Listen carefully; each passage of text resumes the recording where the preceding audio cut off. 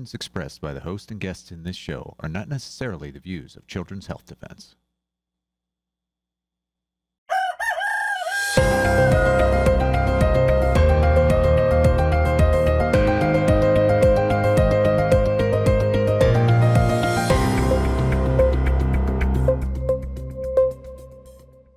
Good morning, CHD. Welcome to Pediatric Perspectives, where we are looking at children's health challenges from a different perspective, one that includes critical thinking, and we're not afraid to give you the honest truth. My guest today, back with us again, is Dr. Michelle Perro. Welcome back to Pediatric Perspectives, Michelle. Paul, my pleasure to be here with you, and it's an honor. Thank you. Thank you. You are one of the world's leading environmental pediatricians. There aren't very many of you. And I'm excited about your new book, Making Our Children Well, a parent's guidebook empowering healthy families with nutrition and homeopathy. You also wrote a phenomenal book, What's Making Our Children Sick? How Industrial Food is Causing an Epidemic of Chronic Illness and What Parents and Doctors Can Do About It. We're going to jump into this episode on microbiome, children's health. You've got some really important information about infant formula, and then we'll get into what strengthens immunity and some of the solutions you raise in your books. So I guess kicking it off, this book focuses a lot on the microbiome. Why is that important? Thank you for starting with that issue, because I've been so focused on the microbiome for a while now. When I saw that in testing in children in the office, that kids were literally depleted of keystone microbes. And just to remind your listeners, the microbiome really helps shape the baby's and a child's immunity. When after baby is born, hopefully through a vaginal birth, those organisms acquired from mom then talk to the baby's thymus and sets up the production of innate immunity. One of the arms of the immune system, there's the innate and the adaptive parts of the immune system. This is, of course, simplified. But the microbiome serves other roles. Detoxification, first line defense. Liver is second line. The microbiome produces key vitamins, particularly B vitamins, vitamin K, and neurotransmitters, the chemicals that run brain function, etc. So we can see that these microbes are key. Now, 100 years ago, babies were literally a monoculture of one type of microbe called Bifidobacteria infantis. And now the modern baby, the 2026 baby, not only does not have enough Bifidobacteria, a study came out in about May of last year. 25% of infants showed no bifidobacteria. What I used to teach folks is that breastfeeding, even if you have a C-section baby, and a third of American births are C-section, that if baby is breastfed, by about 3 months of age, that breastfed baby will look similarly from a microbiome perspective as vaginal born babies that are breastfed. Lo and behold, this paper said that may not be true, that these babies do not catch up in terms of their calibration of the microbiome through breastfeeding. And that was a surprise. What is so key, additionally, is that these bifidobacteria produce something called short-chain fatty acids. And I wrote a lot about it in the book in very simplified language. I don't expect parents to have degrees in microbiology or infectious diseases or toxicology for that matter. But those short-chain fatty acids are food for the colonic cells, as well as they are key for certain brain functions as well. These short-chain fatty acids, you may have heard butyric acid, propionic acid, etc. So this is a real problem in setting up neurocognitive function. When those bifidos go down, other pathogenic microbes go up, like Clostridia, for one. And we know the development of these microbes happen even faster and more effectively with genetically modified foods, but that's a side argument. Let's stick to the microbiome for a second.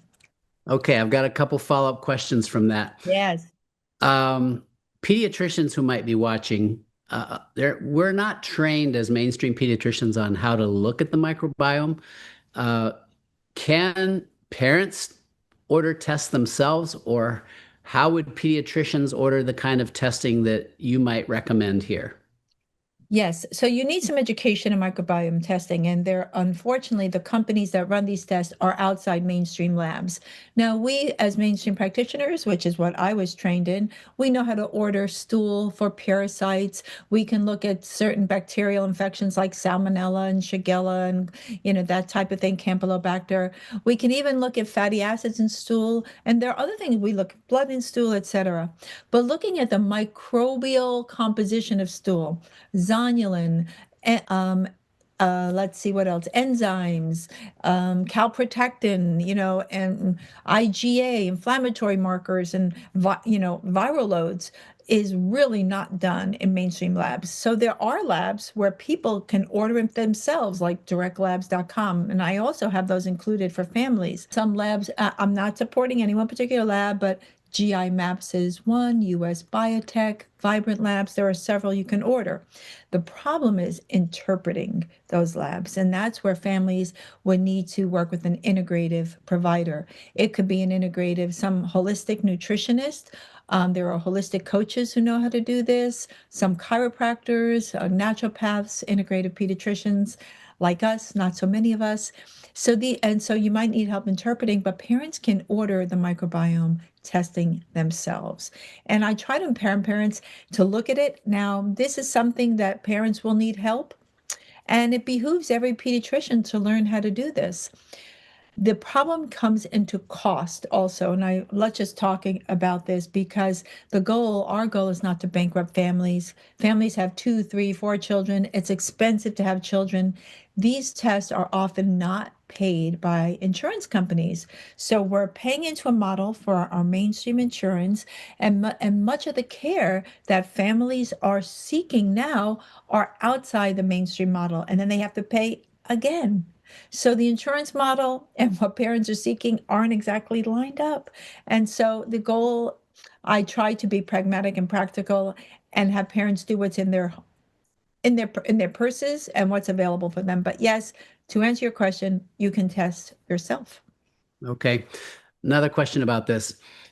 At what age would you test, and should every baby be tested? Given what you shared at the onset of this show, that so many babies are actually low or without bifido. That is just shocking to me.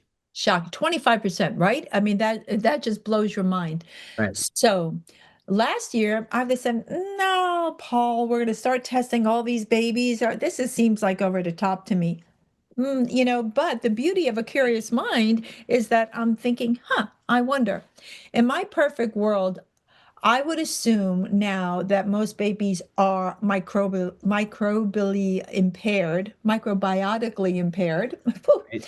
and that we should be doing things early and quickly to restore the microbiome because the microbiome in the first 3 years of life is malleable and we have a window of opportunity. So the types of things that I discuss, especially for moms that are breastfeeding, is maximizing mom's diet. I spent a lot of time on pre-pregnancy, pregnancy, both nutrition and homeopathics on how to create the most robust microbial environment for mom, hence baby, and of course, breast is best. We need to talk about breastfeeding. The keys absolutely imperative that moms breastfeed as long as they possibly can, with all the limitations I know considered. But now I would think, and of course, including fermented foods in your diet, because these are simple things that parents can do at home and then eat themselves and introduce to their children as young as possible. Get those flavors introduced. What you may not know is if mom includes these during pregnancy in her diet, ferments, for example, babies have more kind of a predisposition to try and like these foods. If mom is drinking alcohol during pregnancy, not a good idea. Babies will develop taste for alcohol. So Interesting. those taste preferences begin in utero. So now, in my perfect world, if I could, by even before a year of age, because I'm worried about neurocognitive development in children, I would test the microbiome probably at 6 months. I would. And I have, based on no study, I would just do it. Okay. So let's say we've got this family that just they don't have the funds for that, but they want to do something to enhance the microbiome for their baby, and they're doing their best with breastfeeding. What would you say about probiotics, things like that? I remember early on, before I knew much about it, I had a lot of times this would come up. Parents would say, "Well, I went to New Seasons, or I went to this natural food store, and there were hundreds. How do I know which one?" Especially if you're talking about for infants. I know you can't really, shouldn't, or don't want to recommend specific brands, but sometimes we just need some guidance on which ones make sense for an infant. I've thought about this too, right? Because I don't have any stock in any supplement company personally. I don't like have, own shares in anyone. But in the book, I name names and I wrote about which brands I use. And I gave several, so people can usually at a mid-price range and the most highest quality that I can find and that families could afford at this time because brands are always changing.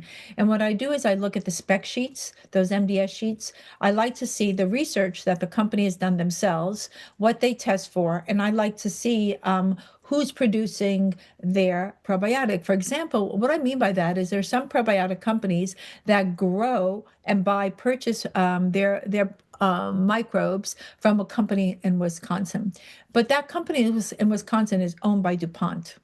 So Hmm. I'm trying to do the best I can to support local manufacturers that have clean products and certain labeling that I look for, GMP labeling, and I wrote all the labels that good supplement companies have as well, so parents can easily find that.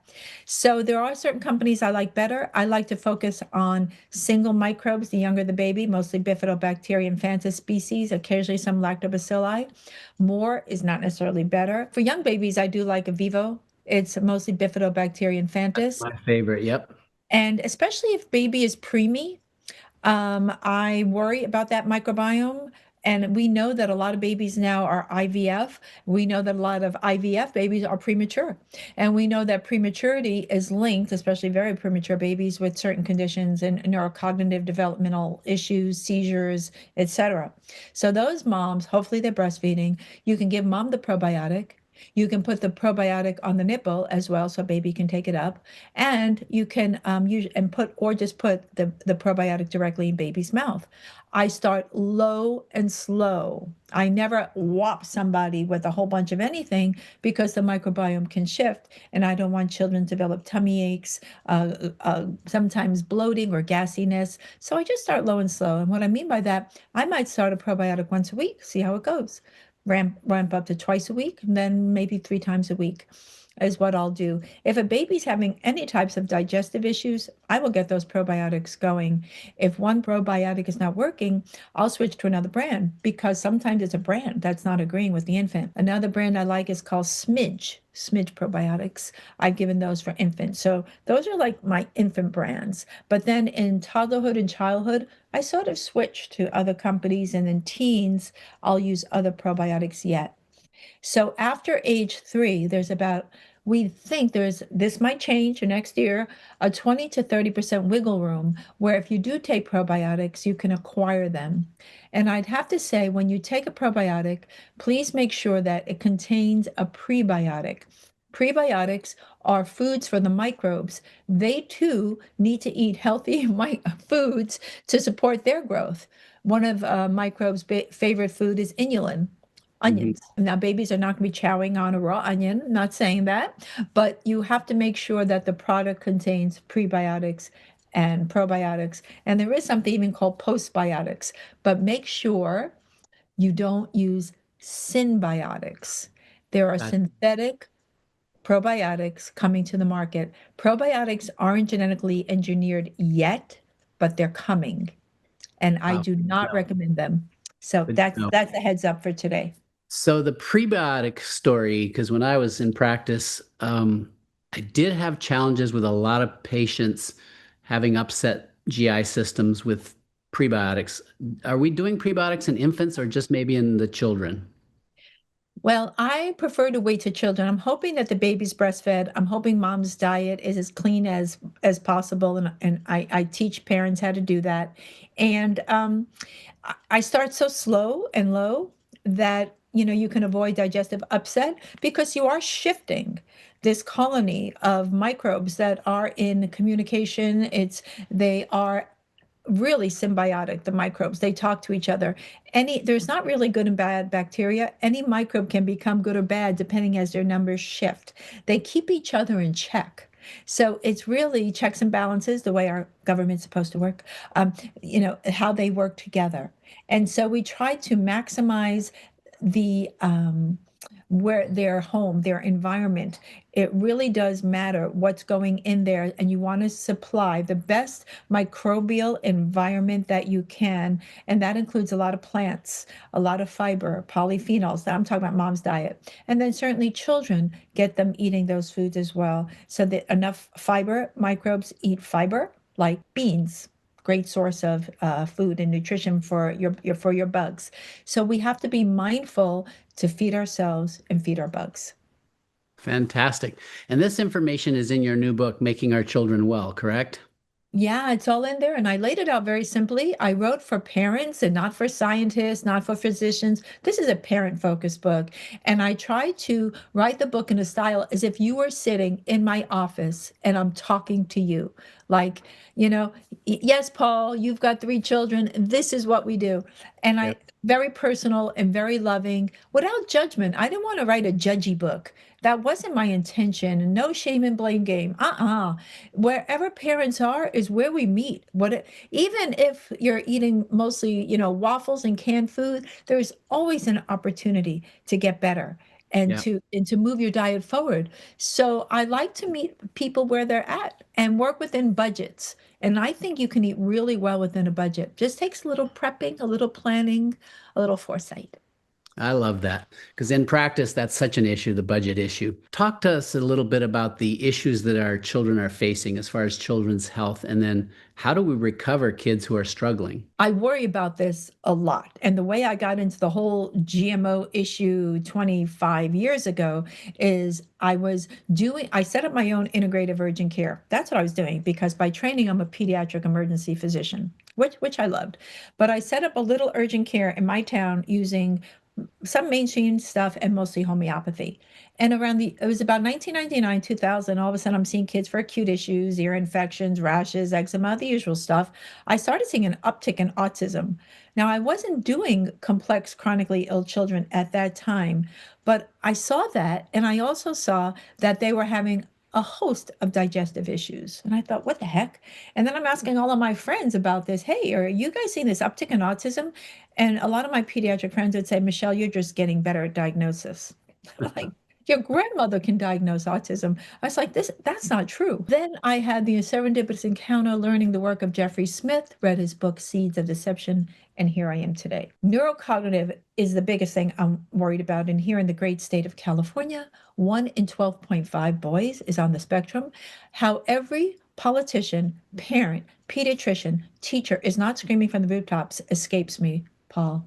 I Vocal tones is what we need right here, and action. So that's neurocognitive and the whole host of neurocognitive issues, ADHD, OCD, and then I hate this word, psych-based issues. I don't even use that term because a lot of psychiatric issues are gut generated, whether we're talking about anxiety, depression, eating disorders. A lot of it comes from a gut. If we don't get in the conversation about glyphosate-based herbicides, Roundup, and genetically modified food, which I covered a lot. I know more about this than I even care to admit how much I know about glyphosate. We have missed the mark. We've been trying to get rid of glyphosate, and there have been changes in the White House recently promoting glyphosate via an executive order as necessary for national defense. I just nearly fell out of my chair. We need to teach parents how to do this and do a workaround. I wanted to cover with you hidden causes of chronic health conditions. You've touched on glyphosate for sure. That's one of them. What are some of the others because if we can figure out the causes, what's triggering these issues for our children, then we have a better chance of understanding how we can help them recover and regain wellness and health. Yeah, certainly. So we cover the food ad nauseum, actually. So we start food, water, air. So if we look at water, I talk a little bit about water filters And unfortunately, let's say fluoride, 73% of American homes have fluoride. I am not a pro fluoride person. Air is one of the biggest drivers of chronic health diseases in children. And it's not just respiratory issues like asthma, which are skyrocketing as well. And there are like, I wrote about 10 different plants that parents can buy that filter air. One of my favorites is the spider plant. I have spider plants literally all over my house. Ferns, peace lilies. There are all types of plants you can buy that will filter and clean your air. I mean, how beautiful is that? And plants make you feel so good.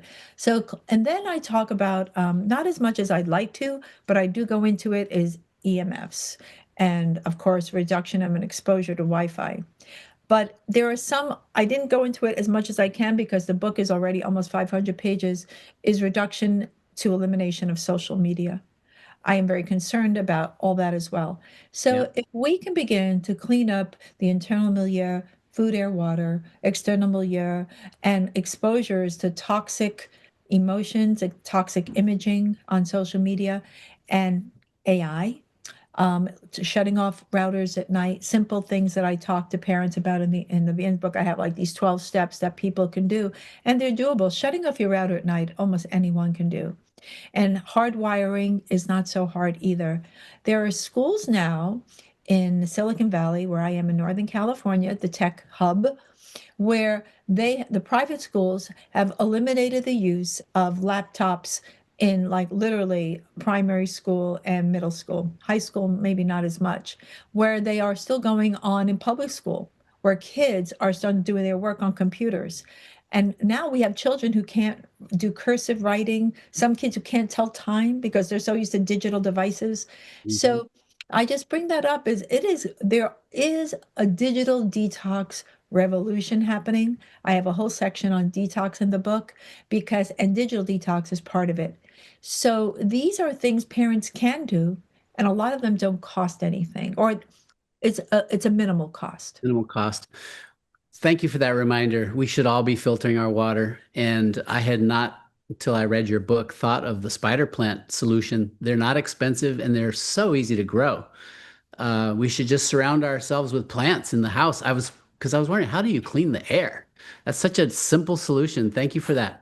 Before we run out of time today, I want to pivot to infant formula because this is an area of your expertise and you might have an update. I know something was going on in California just this at the time of this recording. Yeah. Just update us on infant formula, why you're worried about it, and what you think we need to do about it. Infant formula is the first ultra processed food for babies. And despite our incredible push for breastfeeding, we understand that moms will introduce formula. Many moms do it in the first few days of life. By 6 months of age, 4 out of 10 babies here in the state of California are fully formula fed. So, and about 50% of American babies, about by 6 months of age, are taking formula in America in general. So it behooves all of us to have the best formula possible. I was so concerned about formula about a year and a half ago. Several of us, myself, Dr. Stephanie Seneff, and Zen Honeycutt from Moms Across America, we did an infant formula study. And out of 40 formulas tested, we found toxic metals in all of them, aluminum and lead. And I Wow. was so outraged by this. And some formulas had all five, conventional and organic, American, and those from abroad, Australia, New Zealand, Europe. So then what happened was I wrote a bill. We tried to get it last year into California because in California we passed a Baby Food Safety Act. But in the 11th hour, they took off infant formula as if infant formula is not legitimate baby food. It's like, really? That is the first food for babies. So we brought it back, and an assemblywoman from LA picked it back up. I wrote the bill. It got modified, and they didn't include our study, but they did include another infant formula study from Consumer Reports, which is fine. It was in-house, in committee yesterday here in the state of California. Bill, I think it's 2032. Is that it? I think that's the bill number. Anyway, it passed, but barely. And there was a lot of opposition from some individuals who felt that people of color, people of lower income would be prejudiced against. The bill essentially was requesting or demanding infant formula companies identify and test for toxic metals and write it on their labels. And some people said this would be some kind of impediment for lower income or families of color for infant formula. And I can't understand that, because this behooves all of us, whether a family's receiving WIC, women, infants, and children, a formula supplement, or purchasing it online and wherever they buy formula. So to allow families to choose based on what toxic metals are in those formulas is part of informed consent. So it got passed. We have some work to do on this bill. I will do my best to go to Sacramento next time and speak, because there were no pediatricians there present during this hearing, or whatever they call it. I'm not so Sacramento, California literate in terms of my terminology. I apologize for that. But I would show up and speak on why. One person did say that, oh, parts per billion of lead, that doesn't matter. Parts per billion of aluminum, not those small amounts don't matter for babies' brains. That this idea that dose makes the poison in toxicology is outdated. It's been debunked. Additionally, what they didn't talk about is many formulas had all 5 toxic metals. These metals are negatively synergistic. Smaller doses have a greater effect. Additionally, if a baby is deficient in certain minerals like zinc, iron, magnesium, calcium, etc., those toxic metals have more of a toxic effect. And we know that children, low-income children, certainly challenged families, have greater nutritional requirements. So they are at increased risk from the toxic metals. So I wrote a lot about infant formula in the book. I've given my work to Secretary Kennedy. I've given it to Dr. Joe Ladapo, the Surgeon General of Florida, and I would love to see a national movement to protect our babies and their first foods. Thank you for all that hard work you've put in. It is so true that the toxicity, small amounts over a long period of time. I mean, formula is your main food as an infant. So you're getting poisoned every time you're drinking, which is horrible. And I don't think we have really factored that in. So to wrap up this episode, folks, you have got to get this book, Making Our Children Well. It is just such a masterpiece. In the end, I love in the resource section, you've got 12 foundations for rebuilding family health, a home healing program. I don't know if you want to just quickly touch on some of those. I know you've already touched on a few of them, but there's so much you can do. It can be overwhelming. And I just encourage families, start somewhere. Just start making some of the changes that Dr. Michelle Perro is suggesting here, and maybe just give us a quick overview of that. And unfortunately, we'll have to wrap it up. So I'm going to bring you back to discuss environmental pediatrics and much more. Thank you, Paul. First of all, thanks for supporting this work. And I so love what you do. And I am such a big fan. There are not enough voices. We should all be saying this. It shouldn't be just a few pediatricians. Okay. I talk about the food, the air, the water, the EMF reduction. I talk about getting kids out in nature, even if it's a park, hopefully not a spray park, but a park. It doesn't have to, if you're a city dweller, really, almost every city has parks nearby. Even New York City, where I'm from, Central Park, get your kids out there, get their hands dirty. I talk to families a lot in the book about growing their own food. You live in a city apartment, grow herbs in your windowsill. Everybody can do it. And kids will eat more of those foods and herbs if they participate in the growth process. So everyone, let's all become backyard farmers. I talk a lot about that. Additionally, I have a lot in the book about we do need to do ongoing detoxification. And one of my favorite tools, every family can do that, are baths, detox baths with ingredients like Epsom salts, real salt. I do even a little borax. I do a little bit of sodium bicarbonate, all affordable minerals, all will help children detox. And I tell families how to do it.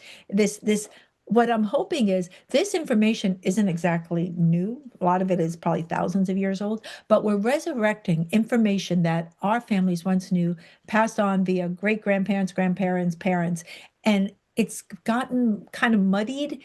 And I want to just resurrect what we once knew.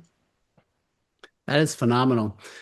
Thanks for that reminder on baths. When I do a detox soak, I always come out feeling just so much better. How often can parents put a little bit of Epsom salts, let's say, and I know you've got some information in the book.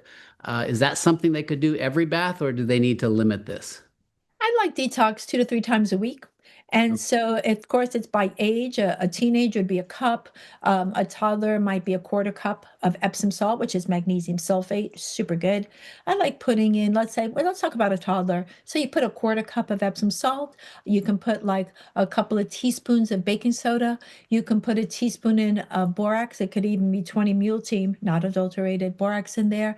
And even you can put in a little bit of salt. I tend to use real salt these days, or diamond salt, or Jacobson salt, a little bit of salt. You can add essential oils. I have a whole section about essential oils, but when the water starts to cool, either heat the water back up or get the child out, because you will reabsorb toxins that you've excreted. Now, once the bath is done, bath time was a favorite in my kid's house, then rinse them off. If you don't have a shower there, if the child's only 2, just take a cup and rinse and just wash off everything they've excreted. And it's also extremely relaxing. If you have a kid with trouble sleeping, put 1 or 2 drops of lavender essential oil in there, and they will thank you. Then you could even take a little bit of coconut oil, give them a little massage after their bath, tuck them in, nighty night, great night's sleep. Wow. That sounds wonderful. I want to do that. Oh, thank you so much. To wrap it up, if you can remind our viewers how they can find your information and any last words you might have. So please visit gmoscience.org. I am the CEO of our 501c. I co-founded it with 2 amazing folks back in 2014. Buy the book, Making Our Children Well. I self-published on Amazon. That's a story. New MDs, that's my podcast. You can find all the past shows on GMO Science. And I run that about once a month. And next week, Dr. Elizabeth Mumper is going to be on.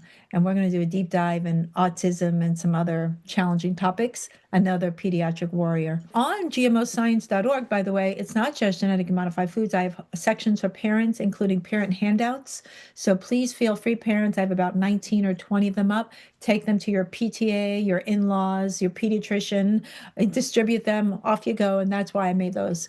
So something that you could easily utilize yourself. Thank you, Dr. Perro.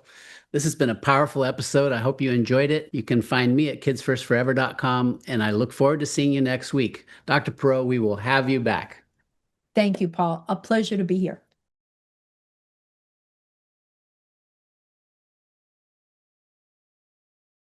My name is Audrey LaQuire. Mark Dickey. And who are you to each other? Fiancé. We're engaged. Okay. And today you came here to talk about My daughter, Chastity Anderson. and let's just start at the very beginning. Was Chastity vaccinated? No, she was not. Okay. Why did she choose not to be vaccinated? She kept up with what was going on, and it was just in the emergency trial, so she didn't feel comfortable taking the vaccine. So, and actually none of us did, because we studied. I'm a researcher, so I like to research and see all my options before we just jump right into something. So we didn't feel comfortable taking it. And at the time, it was a hospital in Georgia, you said. Yes, we live near the Georgia line. We live in North Carolina, but we are like 20 minutes from the Georgia line. Okay. So, And what time period is this? Whenever? so she got sick. It was August the 27th. She had went to an urgent care in our hometown, and had tested positive and got some dexamethasone and like a Z-Pack, and they were treating her that way. She continued to get worse. So she actually went to a hospital not far from us, Murphy Medical Center, and that's in North Carolina. They sent her home with oxygen because they didn't have space for her, and I didn't feel comfortable with her going home with oxygen, but what do? They didn't have the space. So she continued to decline, and the next day we took her to Union General Hospital, which is in Georgia, which is about 25 minutes from us. They admitted her, immediately started her on remdesivir. And Chastity was a very nervous and anxious person, so I know she didn't know the side effects of remdesivir. She was messaging me, telling me a nurse in there was asking her if she wanted to sign a DNR, and she told them no. And she said she wanted to make sure that she knew, she could die from this. And so Chastity was messaging me very afraid because I couldn't come inside the hospital with her, so I was outside. So whenever you got to the hospital, were you allowed to go into the waiting room with her No. or anything? No. So she went straight in. Well, we had to sit in the car for a while, and she was on the portable oxygen tank at that point. I'd never been around anybody with oxygen, so we didn't realize, like, it was low by the time we got there and sat outside and waited. Yeah, but she started crashing on the oxygen, and they finally brought them in. So I had to call them. They sit there, 4 hours? The oxygen tank went totally out. There was no oxygen in it, so I called them. I noticed her, like, having a hard time breathing. So I called inside the hospital and said, hey, she's having some difficulty. Anytime she moves, she's gasping for breath. So they immediately came out and got her and checked the tank and said, well, it's empty. Well, we didn't really know anything about the portable tank because we'd never been around anybody with oxygen. So they took her in from there and started the remdesivir. And did you end up with her medical records at any point? Yes. Okay. So do you know how many doses of remdesivir she was given? She was given the 5-day dosage. And I work in a pharmacy. I've worked there for 20 years, but it's not in a hospital setting, so I wasn't familiar with that drug at all. She was given a 5-day dose when she went in, and on the 6th day, so every day they had told us, there's a slight improvement from the day before. They look a little bit better than the day before. Well, on the 6th day, once it stopped, it was horrible. Like her lungs, her x-ray was horrible. So I actually called some of my pharmacist friends and I said, hey, because I couldn't find anything on the internet, nothing at all about remdesivir. And they looked it up and they said all they could find was 10-day treatment did no better than 5-day treatment. Because I'm thinking, if that worked really great, why don't we give her more, because she was doing so good on it, supposedly. So they told me that it wouldn't benefit her any, so I didn't even mention that to the doctor at that point. So they ended up putting her on the BiPAP, and she was still having so much difficulty breathing. The doctor came in and told us it was going to get worse before it got better. And he thought maybe she should go on the vent. And he told her that her lungs just needed a rest, and that would put her on the list. That hospital doesn't have, they do now, but at that time they did not have a pulmonologist on site. So that would open the door to get her into a higher level of care if she would go on the vent. And he told her, he said, if I do this now, when it's not an emergency, it would be better than 1 or 2 o'clock a.m. He said, you're only going to continue to decline. And he said, if I run into an emergency then, it's life or death. I'm not going to have a lot of extra time. And she was struggling on the BiPAP. Like she was really having a hard time. So she agreed to go. She couldn't go. She couldn't go the first time. No, I'm talking about to the ICU. So she asked me if I thought she was going to die. And I told her, I said, you just got to pray and trust God. And she said, I trust him. And then she said, you promise me you'll be there when I wake up. So I promised her I would. And she went into the ICU, and the doctor told us to have a seat in the waiting room. And he would come out and get us whenever everything was done. So we were out there for a long period of time, and he had told us it wouldn't take that long, and I kept saying something's not right, something's wrong. Well, once they got in there, she had a pneumothorax. I think it was her right lung. Sorry. She had a pneumothorax, so it was taking a little bit longer. And I don't know if that was the whole reason that she was having such a difficult time breathing before they got her in there. So they got her in. They got everything set up, and they had gotten a dosage of another drug in, and they called it liquid gold, and this was a few days later. I've got the name of it here somewhere. I wrote that down. I don't even think I could pronounce it, but they had to give that drug along with the remdesivir. And my nephew called me at this time, and he said, hey, he said, do not let them give her any more remdesivir. I mean, I don't know. They had everything on the internet blocked about. You could not find anything about remdesivir. But he knew a nurse that had told him that the remdesivir shuts down your organs. So at that time, I mean, this is very early on with COVID. It was 2021 when this happened. So I remember thinking, you know, well, I would think the doctors would know more than we would know, you know, and I'm sure they're doing what's right. So the nurse came in and I asked him, I said, hey, can I just ask you a question? I said, does remdesivir shut down your organs? And he said, well, it can, but it's usually only in older patients that we see that. And I thought that was strange. And he said, well, they usually already have like some kind of heart issues or some kind of kidney failure to begin with. But he said it's usually only in the older patients that we see that. And I didn't question that. I was like, oh, okay, that makes sense. They're older and they've got some congestive heart failure or something. But she was gaining a lot of weight in the hospital. Fluids. Just gaining fluids. And they were trying to every day like call and get her at her higher level of care hospital, but of course nobody could take her. We prayed, we called. We had our personal doctor call out of North Carolina. Everybody was trying to find her. Doctors that wasn't even connected anywhere could we get anywhere. They were trying to call anywhere. and help us. And then we can go back a little bit. I wanted to mention, you know, she studied the internet day after day, different search engines. The whole thing went through everything. Chastity, this was about the second round.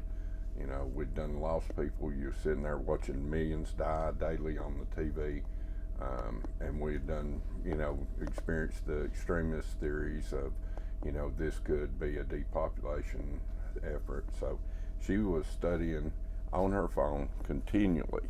And, you know, in Florida, they laid some patients face down to her. She had studied all that.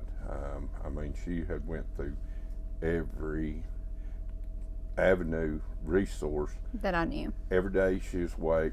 This woman never got a break from studying and constantly, continually. But I did get to go in. Union General would let me in once a day, and I could stay with her. Once I left, I couldn't go back, but like I would go in there and stay with her. And I felt like a lot of the nurses were great, but I felt like I had a connection with them because I was there and I could talk to them, and it just made me feel like they were doing everything that they could. Did you ever at any point ask for different kinds of medication? I asked for like the vitamins all in the IVs that they do or whatever that I'd read about, and they couldn't do that. And the monoclonal. She had missed, Murphy Medical Center had her on a list for the monoclonal antibodies, and they missed that window. They finally got her transferred out, or a hospital that accepted her, which was Northeast Georgia in Gainesville, Georgia, Northeast Medical Center. So once she got there, trying to see what that date was. She got there, I know the date of it. It was probably like September 23rd. She got there, and then I was no longer allowed to see her. You know, they didn't allow anybody in, but there was a doctor that was working his clinicals, and he would call me every day and give me an update. He said, every day that I'm here, I'm going to call you and give you an update. Well, he only had a couple of days left, and he was going to be going to study on a different floor. And I begged him. I said, please just let me see her. Like, if you can get me a visit. We were very close. And I said, I think it would do her good. I think it would do me good. Like, if there's any way you can get me a visit with her.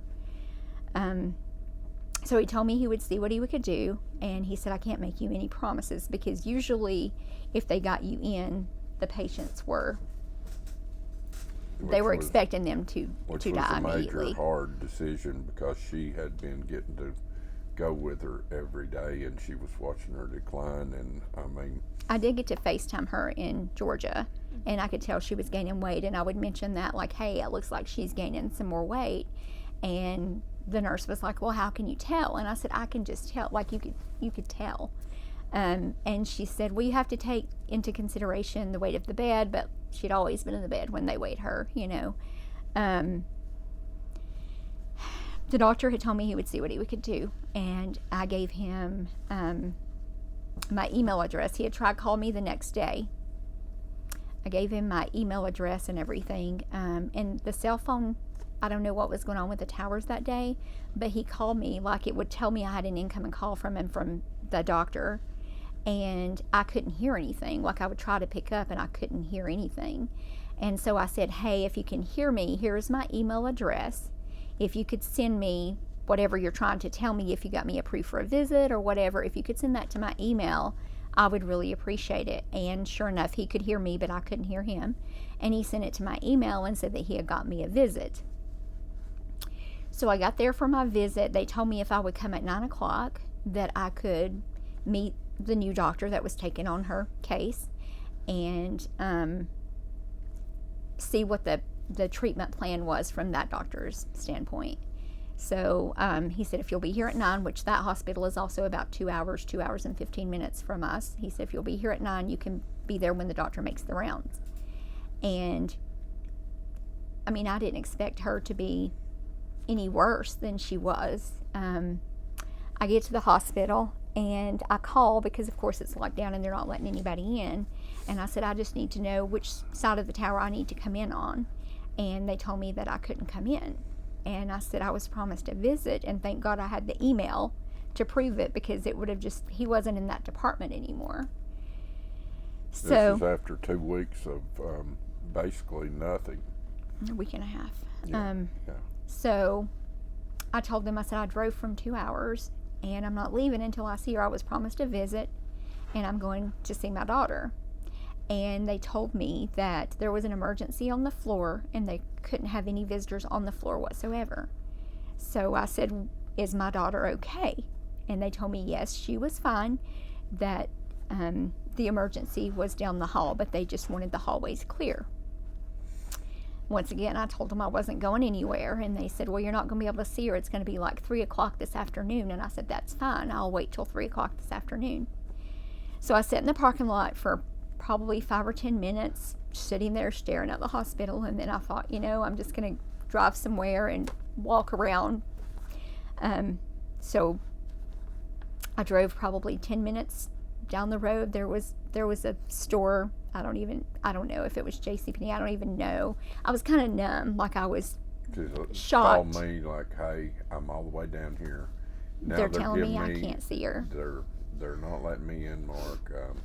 I said, well, just go get your mind off of it for a minute and go back at 3 and demand your way in. I said, the deal was that you'd get to see her. So I was walking around the store. I just remember walking, not. She can't remember any of this. She just like numb. Walking. I was just numb, And they called me. I'd been in the store maybe 10 minutes. And they called me and they said, are you still in the parking lot? And I said, no. I said, I'm about 10 minutes down the road. And he said, oh, okay, well, can you come back now? And in my mind, I'm thinking, oh, like the doctor's going to make the rounds and they're going to talk to me just like they had told me they would. Now the emergency's taken care of in somebody else's room. So I'll just go back and get to meet the doctor. And that, for some reason, I thought if I can make a bond with this doctor or talk to him, for some reason I thought they would treat her better because I couldn't be there. He didn't speak good English. He was Muslim, and we're Christians, and so that was a hard deal to deal with as well. So they send somebody down to get me, and they take me up to the room.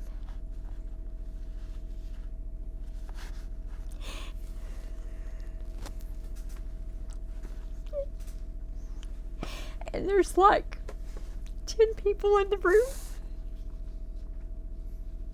working on her.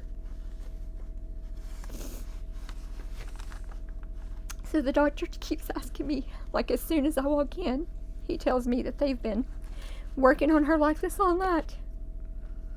And that they've been having to like bag her because her oxygen had been dropping. And nobody called me, nobody. And that wasn't what I was told. They basically lied the whole time. That wasn't what I was told when I got there. So the doctor starts asking me, you know, what would you like for us to do? And I said, first, I want you to come out into the hall and talk to me because there's my daughter, you know, and I didn't know if she could hear what he was saying, or I didn't want to upset her if she could hear. So I said, let's go outside in the hallway and talk. So he said, I need to know what you want me to do with this situation. And I said, I want you to save my daughter. And then I asked him where the chapel was because I needed to go to the chapel and pray. So he pointed me in the direction to the chapel, and I was down there for probably 10 or 15 minutes or so, and they came back and they got me again. And the doctor was out in the hallway this time. And he said, I need to know what you want me to do. He said her oxygen levels have been at the 70s, at the 60s, at the 50s. He said, and this, she will never recover. She will never be the same. He said, if even by some miracle, if she made it, she would never be the same because of her oxygen levels. And she never gave up. She wasn't. So I asked him, I said, do you have children? And he said, I do. I have a son. And I said, what would you do? What would you do if this was your son? And he said, I would have to let him go because she's not going to be herself. Because of how long the oxygen had been down. So I finally told him to let her go peacefully. And I've blamed myself ever since because I just, looking at that time, that was so unexpected, and they had told me I couldn't bring anybody with me when I came. Like that was on the email, you know, you have to come by yourself. You get 2 hours and that's all you get. Well, then when I get there, it's a totally different story. Everybody's in her room. I just feel like they lied to me, you know, and called me back there once they got everything set up. But all I could say to him was let her go peacefully. She was crying from the heart. It was so intense. And we prayed and prayed and prayed. You know, prayers. I actually got up on my knees one night, and I always feel the Spirit when He comes, you know, and I got up on my knees praying, and there was nothing. And Mark Jason, her nephew, same thing. And he said, Chastity's giving up, because she's done. She's done. She don't want to return to this life. And it made sense. It hit him, it hit me. No spirit. We prayed, no spirit. Next morning, the spirit returned, but yeah, she gave up a couple times in this process. And finally, tell them about the message you got later walking through the meadows, baby. I feel like once I got there, though, the doctor, I feel like she was euthanized. I feel like that they just... Did someone talk to you about palliative care? So... end of life care? I don't really remember what they called it, but they immediately started unhooking her machines. When I was in there, and I looked, and the nurse said, you know, this means that we take her off. And I said, can you please, she was such a nervous person and had lots of anxiety. I said, can you please just make sure that she's not anxious and not. But I stayed with her until she passed. And I feel like I kept my promise to her. Because she wanted me there when she woke up, and I said I was there when she woke up in heaven because they murdered her.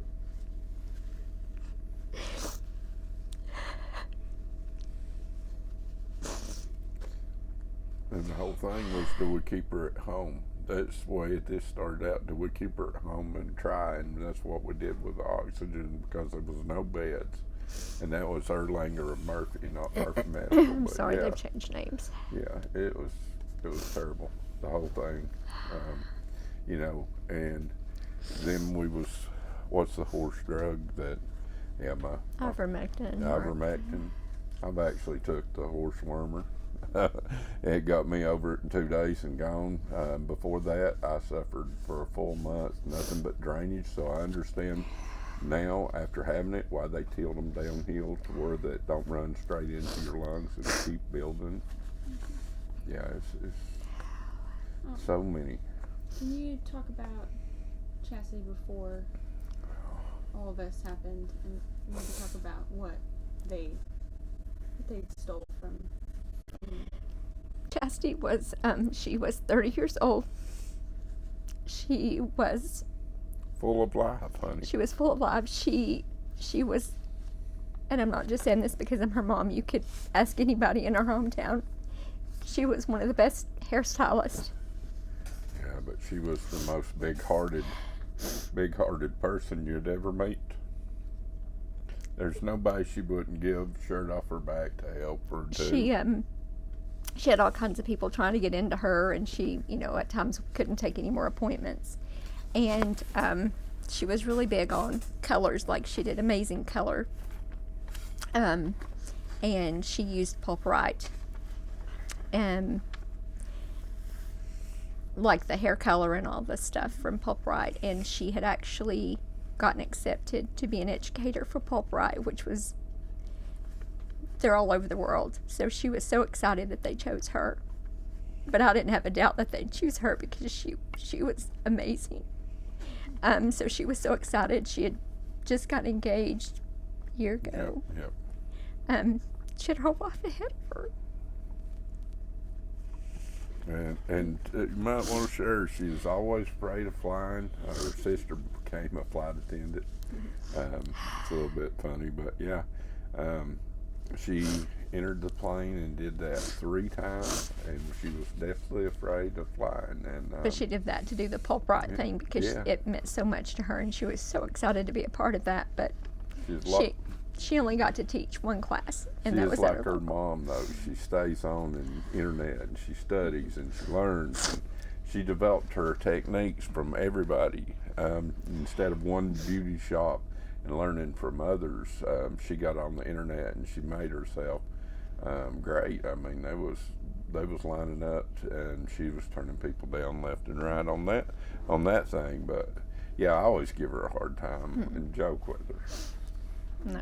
Do you know what was on her death certificate? It said, so on her medical records from Georgia, just about every page it says that she was believed to have been made significantly worse due to remdesivir. And I was very shocked that they put that on her records. And I haven't got through all the records from Georgia, so I don't even know if she was given more remdesivir there. I have no idea. There's like 1,000 pages. John made them put the reason, though. You remember on the death certificate? It did say she died from COVID pneumonia. Do you believe that if she had had different treatment, that things would have looked differently? I do. I believe if she would have been given the ivermectin, and not the remdesivir, and I think the other drug that they gave her along with the remdesivir, I don't think it's a great drug either. But I really think that she could have beat it if she wasn't given the remdesivir, especially now that I can look up and see what percentage you have of living if you take 1 round, and then she was given 2 rounds, so her chance of survival was very low. Do you have any final words to say? I want you to tell what they've renamed the drug. They've not renamed it. They're starting to use in the hospital the name Valkyrie versus remdesivir. So, because a lot of people know it's called remdesivir, so they're telling their loved ones, hey, don't take remdesivir, but then when they get to the hospital, they call it Viclory, so nobody has a clue that it's actually the same drug. And I know Gilead made remdesivir, and it was actually Pfizer making it under the Gilead name. And there was a lawsuit. Yes. Are you guys aware about the lawsuit against Gilead? Will you tell us more about it? So there's a lawsuit against Gilead because I think they recalled 10,000 vials, maybe more, because they contain glass shards, but they didn't recall any that anybody got. It was what was left on the shelf. So I'm not sure if they all contain the glass shards or not, but I really feel like they just did this to cut down population and to make people, scare people into getting their vaccination and complying with that, because that keeps the money going around, keeps them powerful and doing what they want to do. Paxlovid's a terrible treatment, and I think so too. you know, everything the CDC has done has just been to take and bring down the world population, in our opinion, and I think the ones behind it should be exposed and pay for what they've done. I think they should be stripped of everything they've got and known as Hitler or Stalin, because this has definitely been in every world government around, that they all come together to take and save the world from ozone and warming and carbon use, and it gets real deep. So you know, wasn't here to discuss that, but you wouldn't have met a finer daughter, and I didn't get a lot of time with her, and I met her and she was wonderful at everything she done. And I always joke with the kids and stuff, but she's a wonderful person. She always was good-hearted. She'd do anything. She's just like her mother. And when they do something, just like the shirts, her mom loves to do shirts and stuff. But yeah, this is just one of 3 we want to see imprisoned, and then we want to see the ones that developed it to become a micro organism or atom. Bioweapon. Where they could use that. Yeah, this is just one of many that profited from the deaths, and we'd like to see justice for sure. She had her whole life in front of her, and they just totally took that away from her and took that away from us. Let's put her name on the bus. Thank you Yes. for telling me the story. Thank you so much for having us.